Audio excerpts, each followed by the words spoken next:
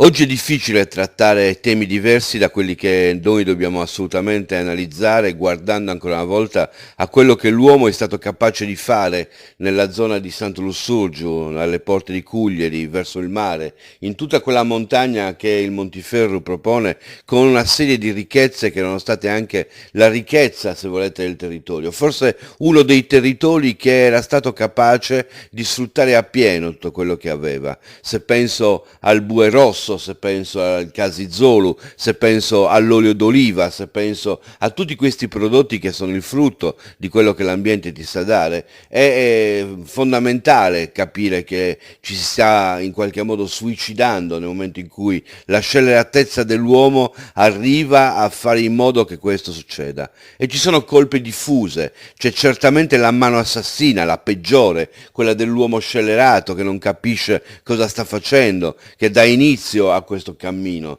Ci sono le fasce antifuoco che mancano, c'è l'intervento politico che non c'è il presidio del territorio che non è stato mai garantito, c'è il fatto che il territorio non si possa curare solamente per pochi mesi all'anno, ma debba essere sempre seguito anche nei mesi invernali. C'è forse anche l'impiego, se volete, dell'esercito che non può non essere utilizzato per essere vicino a quello che il territorio è in tempo di pace. Ecco, ci sono mille aspetti, laddove si devono far quadrare anche dei conti, è necessario capire però che non si sta risparmiando nel momento in cui tu non intervieni per prevenire certi danni, perché i danni stessi sono danni che durano almeno decenni e sono danni che sono molto più alti rispetto alla spesa che avresti avuto nel cercare di prevenire questo genere di cose. L'uomo però è sempre colui che al centro di tutto questo è l'elemento della natura peggiore. Lo abbiamo detto, la mano assassina,